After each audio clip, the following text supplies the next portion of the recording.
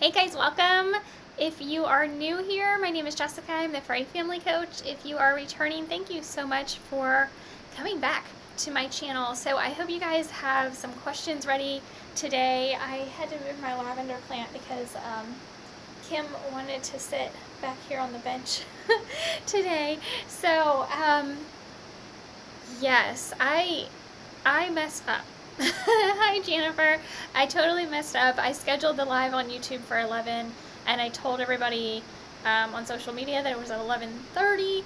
So hopefully people come and join in a little earlier than what I told them. My bad. I just totally that was all me. I messed up. But today we're going to be talking about managing stress in our dogs, and this can include our cats too, but there aren't as many studies on cats, but we can think about it with our cats as well. So with our dogs specifically, there have been lots of studies done on stress. So first of all, JR says glad this is early. Yes. Jennifer, hello. Thank you so much for being here. Make sure to post any questions that you have in the chat section. If you're here live, if you're watching this after the fact, you can post in the comment section. Make sure that you can hear me, first of all, that the video is okay. Kim is doing okay, baby. Kim got a bath yesterday, and yeah, that always makes her like extra tired, but hopefully she got a good night's sleep so she can help this morning. You my sweet girl. She's helping me manage some stress right now, is what's going on. Isn't that right, baby? One of my cats is very sick, so I'm definitely very, very stressed out. So she's helping. Thank you, baby. Good girl. You helping me? So, okay. So let's talk about stress and our dogs. This kind of came up because I was like researching, there are articles about the sickness that's going on, and how dogs are helping people manage and cope with all of the added stresses that are related to changes in our normal everyday life, and how people have been, I guess, polled, and they have found that people that have dogs at home with them to help them manage and cope, even though there's a lot of added depression going on in the world right now, people that have dogs with them are less severely impacted. Not to say that they aren't impacted, because everybody is impacted in some way, shape, or form, but they are less severely impacted. So that was really, really interesting, and so just kind of the evolution of looking into that and researching that. JR says, what's most stressful for dogs? And I was actually just about to get into what is most stressful for dogs. Dogs have, they live alongside of us, and they were bred to be our companions, and they are very, very in sync with us, and as their owners, as their pet parents, as I like to call them. And the most stressful thing for our dogs is actually our stress. So when we're stressed out, our dogs feel it too. Hey, baby. I'm gonna put the lavender back. Since she decided to get down, she's gonna go get in her bed. There we go. Oh, pretty girl. You good girl. Okay, so the most stressful thing to a dog is actually when we're stressed out. So,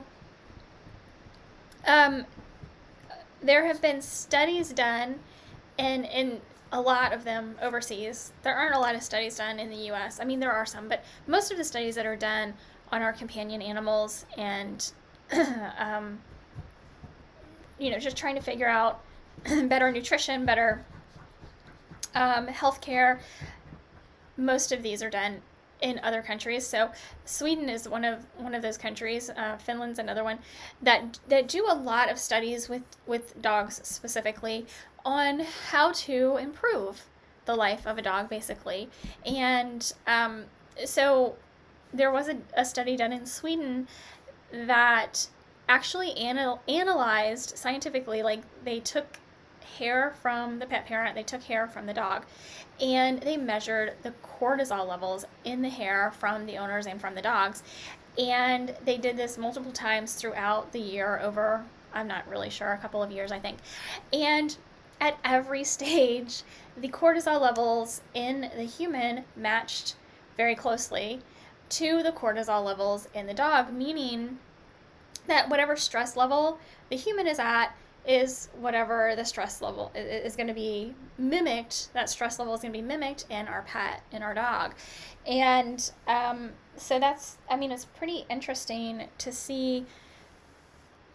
I know I've talked before on this channel, but I don't know how many people saw that particular video about how stress affects the health of our dog, and also with us as well. It's the same thing. It actually affects our immune system. So repeated stress over extended periods of time can actually damage our immune system to where we're going to get sick easier. And this isn't to say it can be improved, but during those periods of time when you're highly stressed, especially if it's over an extended period of time, it is going to kind of open up your immune system to not be able to fight back as well against different colds and flus, viruses, things that are around you. So you are more likely to get sick. You're more likely to get sicker. You're more likely to get sick for longer. And so when we think about how that translates to our pets, when we're stressed, they're stressed. That's proof. It's proven scientifically through reading cortisol levels in hair samples. So we know that when we're stressed and that is impacting our immune system, when our dog is stressed, it also impacts their immune system. So they're more apt to have, getting sick as well when they're stressed. So if we think about our stress and how it affects our dog, it's not just like, being stressed out. There's actually, a biological effect of stress on the body. Jennifer says, my Scout gets so stressed in the vehicle. He chews and barks in the vehicle, so I have a crate for him. He still barks and chews, but he's fine if someone else is with me. Yeah, that's interesting. And in my online dog training course, I talk, first of all, I actually have videos in the course where I went to, it was actually somebody in my neighborhood. Her dog barked incessantly in the car, and it was like 45 minutes. I don't think it was anything more than that. We were able to successfully get him to stop barking in the car. So I gave her tips and tricks on exactly what we need to do beforehand, before getting her dog in the car, and he didn't bark in the car. And it was really amazing. And that video that shows you exactly how to do that is in my online training course. But also, since you say he's fine if somebody else is with you, I also talk in the course about our expectations. And when we feel like, we get to this point where we're like, oh, my dog is going to bark if I do this, or oh, this is going to happen, my dog is going to pull. We're actually manifesting that to happen, right? So there's a lot of calmness, there's a lot of visualization work that has to happen to change our expectations before we actually grab hold of the leash, because whatever we're thinking and we're feeling transfers down the leash to our dog. So if we're already feeling like, I'm going to walk around this corner and my dog is going to go insane, as soon as we get to start walking around the corner, we're going to tense up in expectation. That travels down the leash, your dog is going to feel it, and then that's exactly what's going to happen. So when we take a deep breath and we visualize what we would prefer to happen, and we set out knowing that this time is going to be different, we start setting the wheels in motion for change to happen. And so that's another thing that I talk about in the online course. exactly how to go about doing that, because it is so important what we expect. It's like when you're growing up, or if you're raising children and you say you're never going to be anything, you're never going to amount to anything, you're so dumb, well, guess what? That kid is going to manifest what you're telling them they are. Like, that's why it's so important to tell, to really bolster up children when you're bringing them up, when you're raising them, because they are a product of their environment. There are, of course, some people who can manage their way out of that, but overwhelmingly, that's, it's psychological, of course, but it is what it is. It's truth. So, thank you for asking, or telling me about that, Jennifer. So, when we're talking about stress and our dog,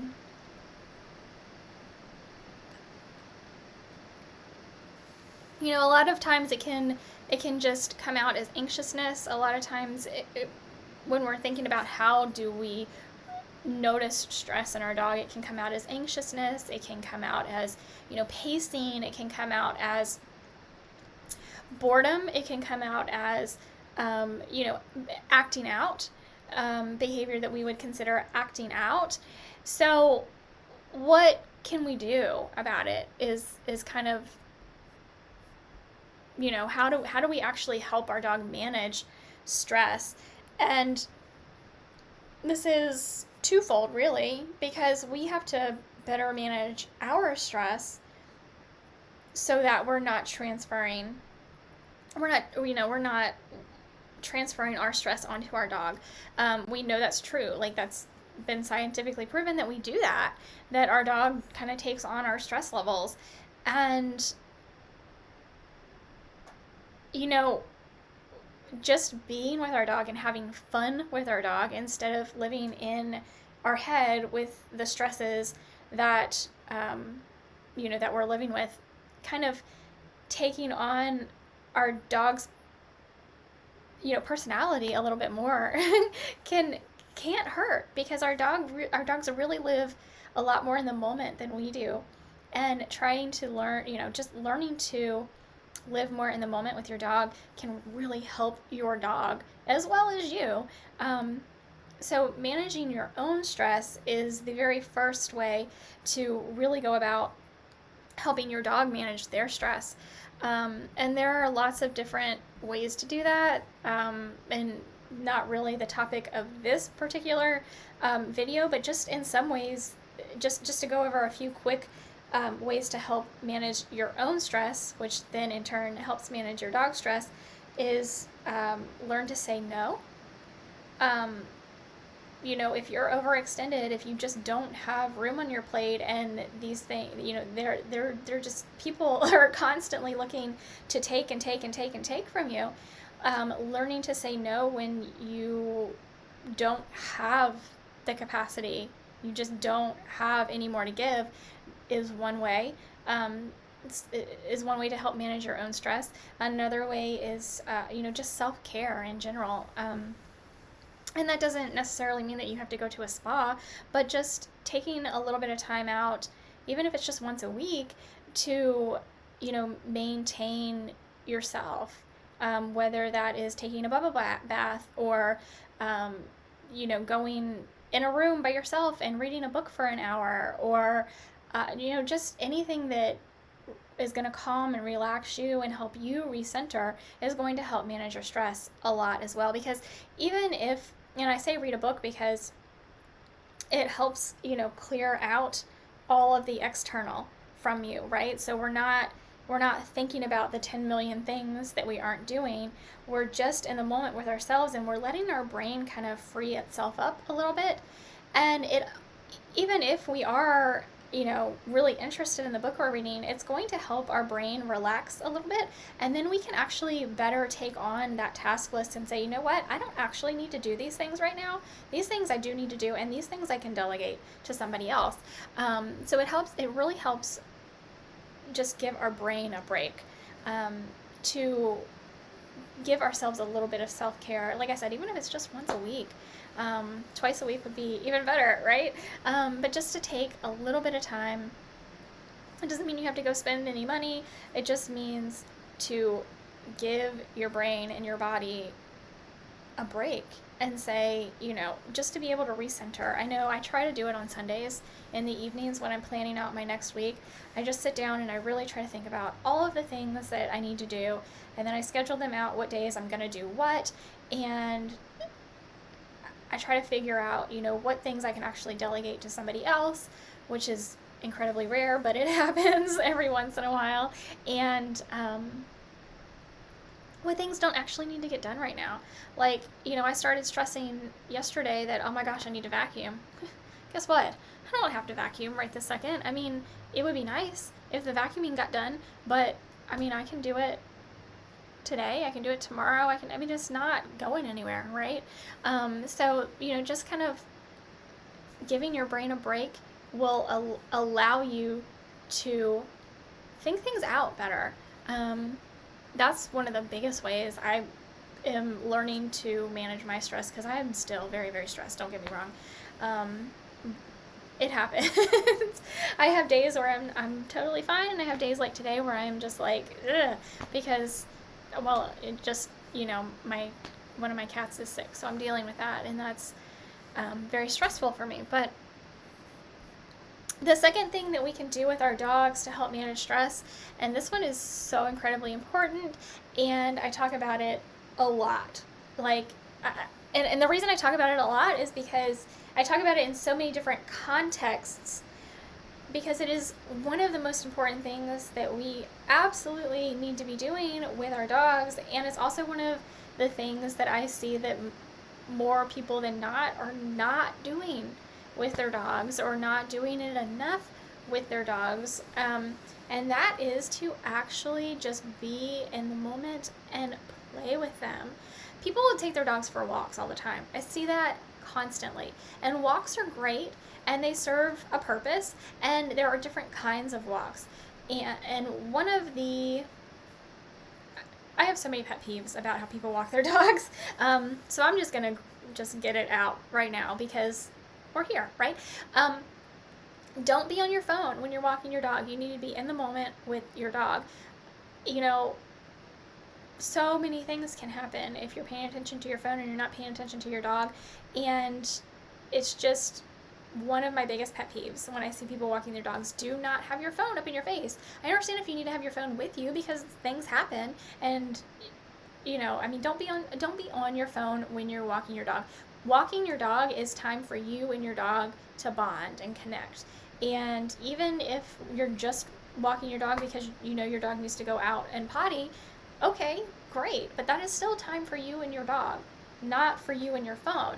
So that's probably one of my biggest pet peeves. But also, people who don't let their dogs sniff on a walk. Oh my goodness. Every once in a while, I get it. You need to get out, get your business done, and come back. That happens, but in general, walks are for enrichment, and so we need to allow our dogs the enrichment of a walk, which is smelling all of the smells and taking them to different places to walk so they have different smells to smell, and that's all fine and wonderful, and walks are great and they do not need to be skipped. But actually playing one-on-one with your dog, so many people, I don't know what it is about it.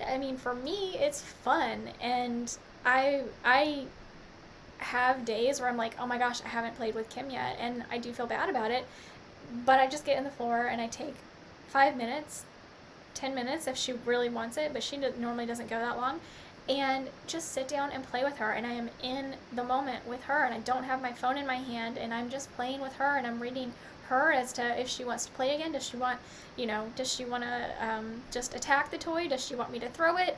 And I just feel her out for how she wants that play session to go and the changes therein. So that's kind of really one of the absolute best things if your dog doesn't know how to play fetch.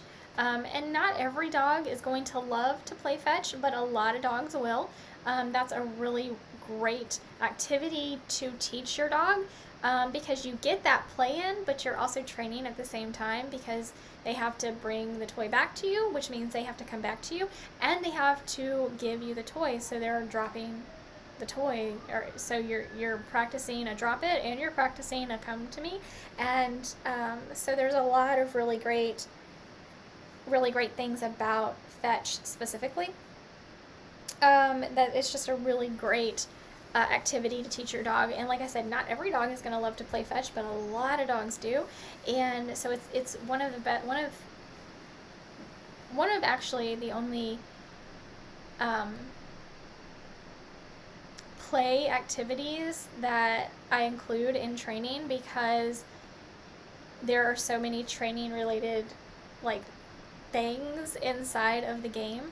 But because play for me, when I'm playing with a dog, is all about their play style and how they want and like to play in the moment, because it is enrichment for them.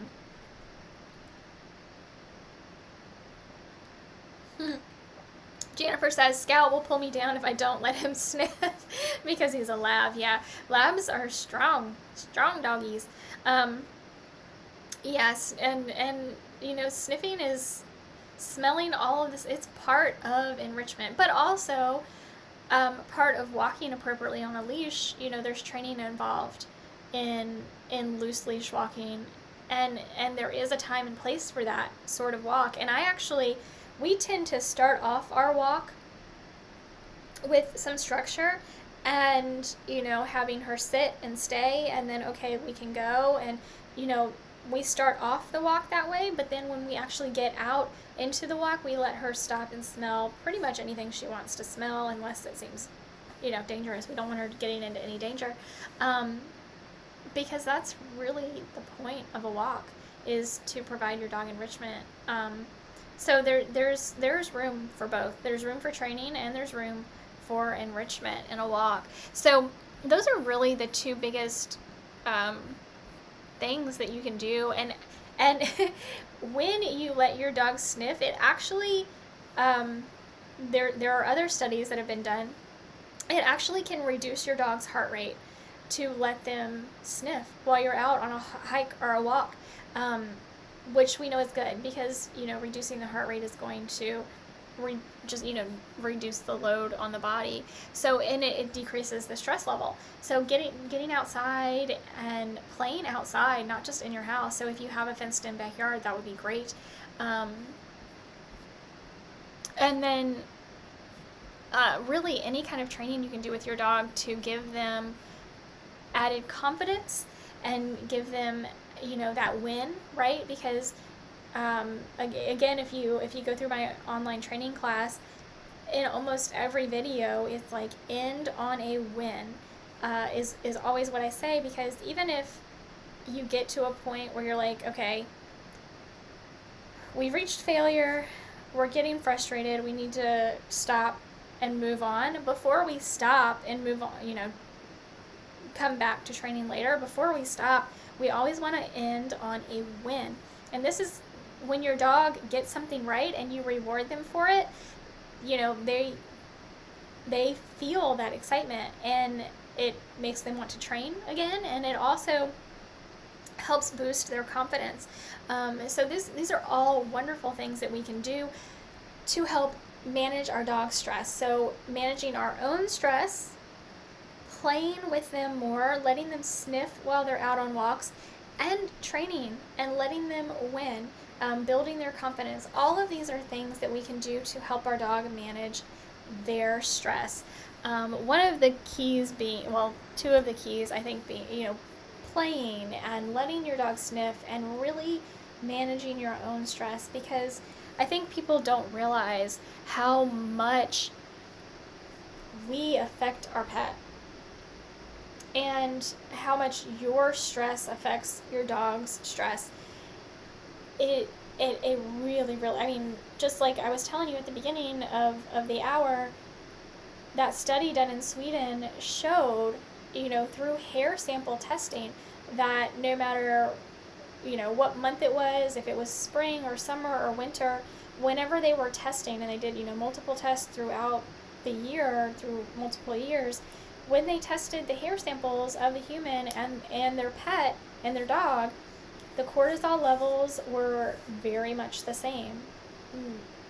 And if your cortisol levels were down, then your dog's cortisol levels were down. And if your cortisol levels were high, then your dog's cortisol levels were high, which cortisol is the indication of stress, the biological indication of stress. So, I mean, it's 100% scientifically proven, we know at this point. So it is just a matter of being aware of it and managing as best we can. And we always want to manage our own stress, right? Like, it sucks being stressed out all the time. But this is another really great reason to figure out how stress management is going to look for you, because I don't think it's going to look the same for every person. Like I said, I try on Sunday evenings when I sit down to plan out the upcoming week to really just block everything else out, think about the tasks that I need to get done, and is there anything on that list that really doesn't have to get done right now? Is there anything on that list that I can get somebody's help with, or just give to somebody else altogether? Those are the things that I really look to do. And like I said, if it's weekly, that's great. Even if it's just taking a bubble bath or getting off in a room by yourself and reading a book for, I said an hour. It doesn't even have to be an hour, but it's going to give your brain time to decompress. That is, I think, one of the most important things we can do, is giving our brain time to decompress, and even just getting off of our phones, getting off of our computers, and giving our brain time to, we constantly have this, input coming in, right? Giving our brain time to just, stop with all of the constant input. And that's why I say read a book, because reading and a physical book, we're only focused on that one thing, and we're giving our brain room to breathe and room to think about all these things. So I think that's, I don't know, one of the biggest things that I would say to help de-stress and decompress, which in turn will help our dog de-stress and decompress, which is what this is all about, right? Helping our dog cope with and manage stress. So thank you guys so much for being here. I know it's just, we started at 11. I totally messed up, guys. I am so sorry. I scheduled on YouTube for 11. I sent out, social posts and everything saying it was at 11:30. Totally my bad. I am so sorry. If you're getting here at 11:30, you can watch from the beginning, because we're getting ready to end the video. And if you have any questions, if you're still on here live, you can post in the chat. If you're watching the recording later on, you can post in the comments any questions, any comments that you have. In fact, I would really love to know what you do to help manage your stress. And I know you came on this video today looking for managing our dog stress, but as we have learned, managing our stress is managing our dog stress. So what do you do to help manage your stress? I really want to know, because I want to do better at managing my stress as well. And maybe you have something you do that is going to help me. Maybe you have something you do that is going to help somebody else watching this video and reading through the comments. So let me know what you do to help manage your stress, what is working for you. Even things that you've tried that didn't work, let me know that too.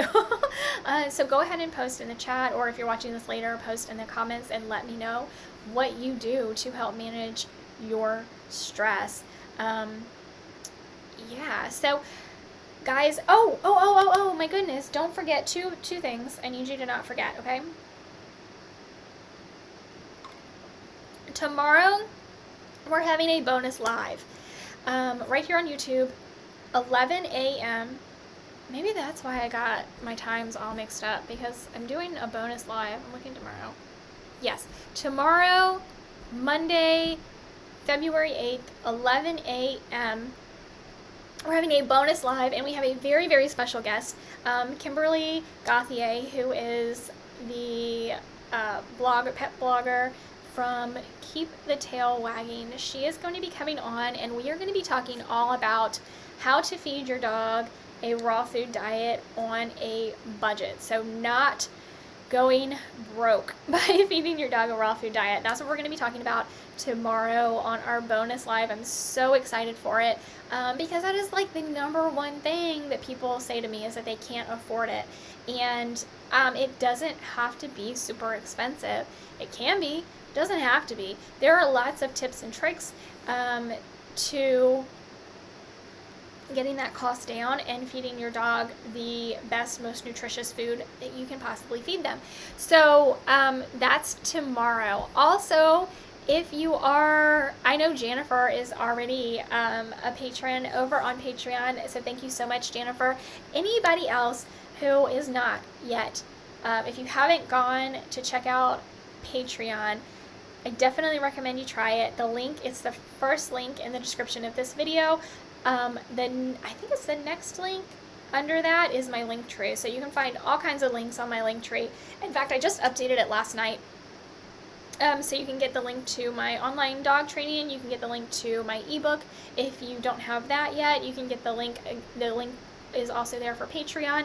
The link to follow me on Telegram. So there are tons of links in there that I would definitely recommend you checking out. But first and foremost, the very first link in the description is to my Patreon. There is exclusive content over there, tons of downloadable PDFs.